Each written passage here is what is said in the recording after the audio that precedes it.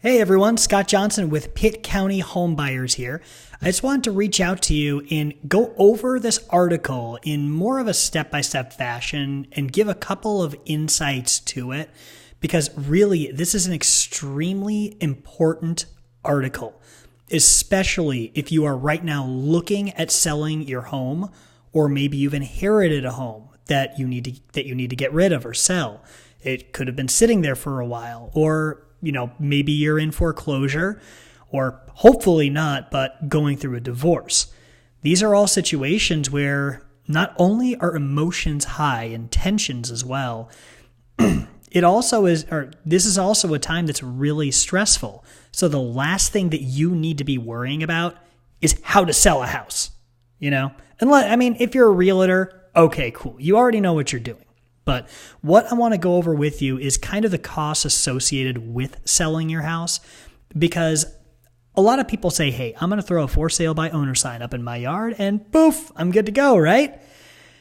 Kind of. Of course, if you put it on Craigslist and Zillow and do all the free advertising, you are going to technically save money there. But imagine if you get it under contract with somebody or they say, hey, I want it. And then the inspector comes through and they say, oh, by the way, all these things need to be done. Well, how do you account for that in the negotiation process? How do you navigate that? All right, so I think I'm kind of going into the material here. So let me go ahead and just kind of take it back a little bit and we'll go ahead and discuss it. So the first cost that you're going to have when you're selling your home are going to be repairs. Now, there's two situations. A situation where you want to repair the things that need to be fixed in your house, and the situation where you don't want to repair them. You don't want to put out the money to do that. All right. So let's talk about situation number one. Situation number one, obviously, if you want to do the repairs so you can maximize a return on your home, you're going to want to get in touch with the contractor. Now, one key tool to this, and this is something that I learned that is a really, really good freebie for you guys, is if you want to have repairs done, what you do is you advertise an open house for contractors. All right, and you advertise it for a day during the week, Monday through Friday, since that's when a majority of them are available. And you say it's at 2:00, put it in the paper, on Craigslist, call a few of them and say, hey, listen, I'm doing an open house. Well, I want you guys to walk through and figure out the repairs that need to be done and give me your bid on those repairs. So what that does, why would you do that? Why would you want a whole bunch of them in your house at one time? Well, one, because then they're like, oh my gosh, there's a bunch of people here.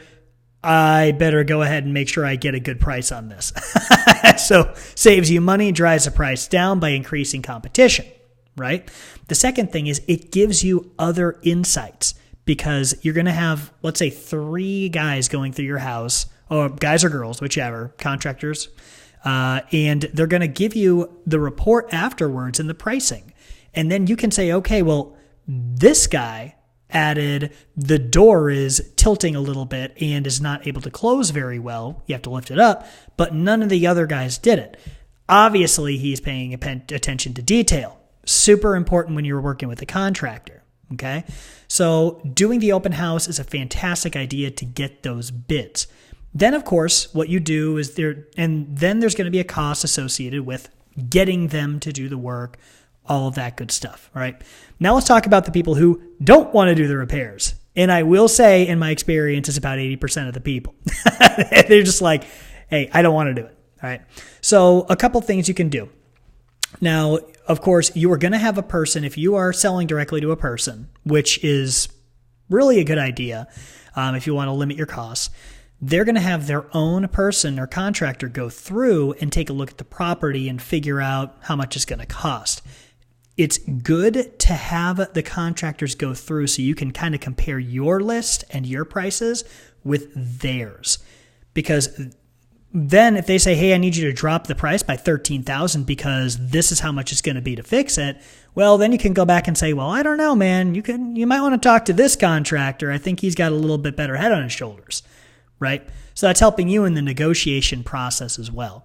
But let's say you do not want to do any repairs. You're going to have to drop that price so that it'll kind of make up for the fact that the new owner is going to need to do those repairs. I mean, makes sense, right? And we'll go into that in just a little bit here. Now, that's repair costs. Let's look at marketing costs. But of course, the marketing's free, right? Craigslist, for sale by owner signs, putting it on Zillow, people calling, right? It's free. Or is it?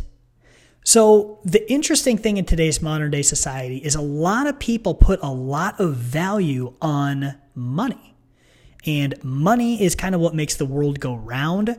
And it's important that they're able to save money and just kind of do the work themselves. Well, let me tell you guys a little about another asset that is a little bit more important than money. Time. All right. We have a finite amount of time, but as the Federal Reserve has shown, there is an infinite amount of money and ways that we can get it. Now, I completely understand most people, money's tight. I completely understand that. But keep in mind that your time is extremely valuable as well. Your power to earn is the most important thing you have at this point in time. So if you are, going through calls for people who are wanting to buy your house and then setting up appointments and then they come to see it and you have to be there and yada, yada, yada.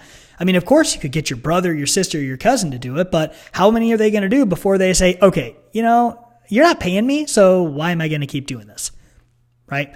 So time is an extremely important thing to take into consideration when you're looking at your marketing. Yes, it's free, but how much time do you want to spend on that? Okay? So extremely important to think about that there. But marketing costs, you could also do things like active listings where, not MLS listings, but where you can pay to advertise your property and things like that. So those costs can be there too. It's a lot of things to juggle, and really the biggest cost on that is going to be your time. Now, let's talk about holding costs. Okay, so what's a holding cost? Obviously, if you are looking to sell your property, you still currently have it. Now, some people, let's say, we've worked with clients who have moved out of town all of a sudden because their job, either A, they got laid off, or B, their job said, no, we want you over here in Saskatchewan. All right? Yeah, go on, let's go. And, they say, pack up and move. So, and if you really think about it, what happens when, let's say, the Boeing plant closed? I can't remember where that was. I think it was Iowa or something. But that Boeing plant closed, like thousands of people no longer had a job. So what did they have to do? Pick up and move. And if they stayed there and couldn't find a job that paid similar, well then, they had holding costs on their property because they still owned it, and they had to keep paying it. So I kind of went off on a tangent there, but ultimately the idea is when you own the home still and it's on the market and you have not sold it, you're going to have to pay holding costs. That is your mortgage payment if it's not completely paid off, free and clear. Your insurance, your electric bill, your water bill, your taxes, and imagine the repairs as well. Those are things that are going to come up even if the house is sitting. In fact, it's a little bit of a misnomer. People think, if I let it sit for a few years, it'll be just fine. And not in my experience. The longer a house sits and is not in use, the more damage can be caused over time because of lack of upkeep. So it's extremely important that, let's say you have a property that you just inherited from, maybe a family member who unfortunately passed away.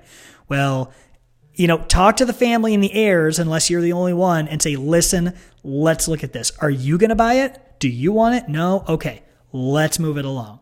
Because all it's going to do is sit there. In fact, I've got one on my road on County Home Road, and I'm frequently trying to get up with the person and say, hey, I'm here to help. But, they want to, their family has grandiose ideas of, hey, I want to rent it out, or, fix it up and rent it out. And it's in really bad shape. Or I want to tear it down and put a double wide there and go ahead and rent it out. These are really good ideas. The only issue, and I'm sure you'll agree too, is when you have 7 heirs, 5 of them who are married, sometimes that's a little bit hard to figure out. Especially because, let's say, if it was me, or let's just say this is me, all right? And I've got 7 heirs that have ownership of the property as well as me, all equal ownership. Well, am I going to say, you know what, guys? I'm just going to go ahead and pay to have all the repairs done. I'm going to go ahead and pay to get a renter in and all that good stuff. No. Do you know why? Well, primary reason, case in point, is that if I sink $10,000, $15,000, even $4,000 into this and start getting rental income, who else has claim to that rental income? It's divided by 9, right? Or plus the 5 wives. So basically, if I sink $1 into it, I'm only going to get like 10 cents back, if that, ultimately, because I can't keep taking that rent because it is owned. And when I sell it, I'm not going to get the entire amount of money unless I have a written agreement with my family members, which is hard to get, by the way. It is hard to get. So ultimately, it's a decision. If you guys are entrepreneurial and really, you guys are, hey, listen, we're going to rent this out and you're working together, that's fantastic.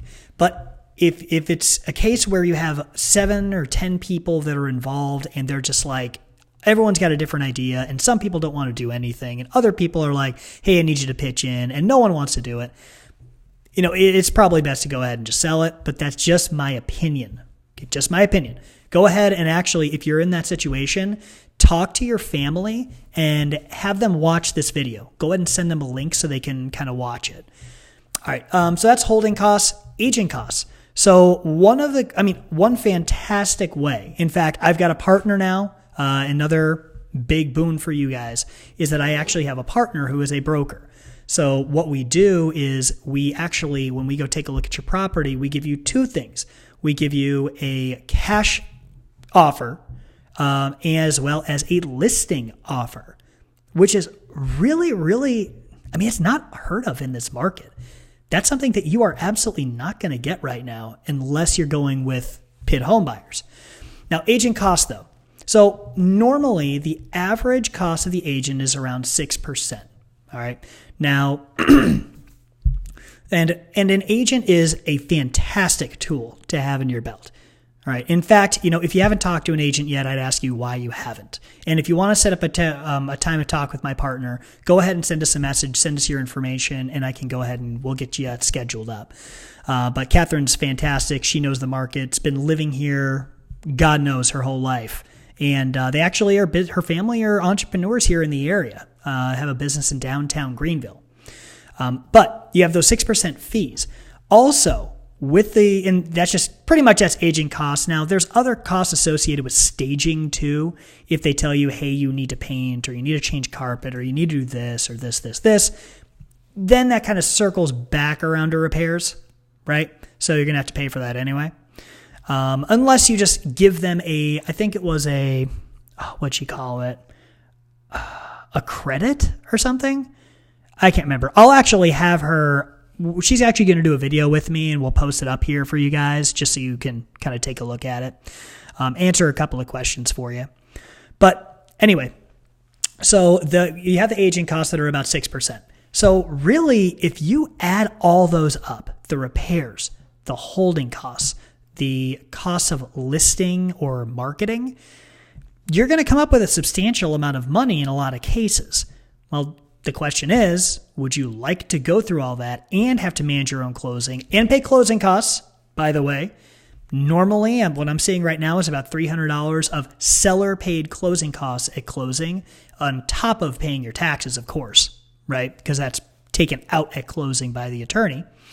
But you're going to already have a good chunk of change taken off it. So what other options do you have? Well, you have house buyers like us, because that's what we do, literally.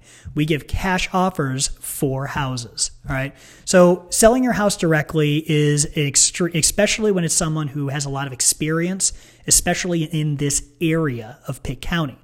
Listing as is another way that you can, of course, make sure that you can kind of get it moved without reducing your costs. Because selling as is means you don't have to do any repairs, and the buyer agrees that, yeah, I'm buying it as is, and I understand that. I know what I have to do, right? And that's the thing is we buy houses as is. You don't have to do any of the other stuff, okay? Also offering credit. What's a credit? Let me see. If you would still list your house in Greenville Real Estate Agent, don't want to spend any money. There it is. It's a credit. Okay, cool. So offering a credit for one unit we actually just, my partner just listed. We took a look at it about a week ago. We were walking through and she said, yeah, they're just going to need to do a credit of $1,500 for carpet. I'm like, okay, that sounds cool. And we put that in the listing letter and said, hey, listen, this is what she said, this is what I can list it for. And then she said, you're just going to have to do a $1,500 carpet credit or change a carpet yourself. What do you want to do?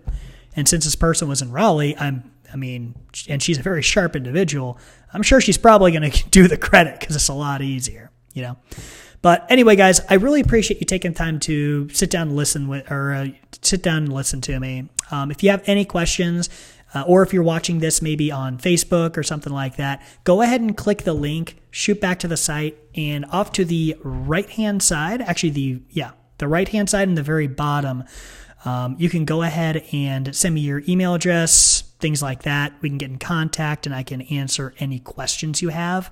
You can also just click contact us and then you can ask the questions through there as well. But anyway, thanks so much for talking to us, guys. Make sure to keep an eye out for our posts because what we're doing is providing content that will help you while you are trying to sell your house.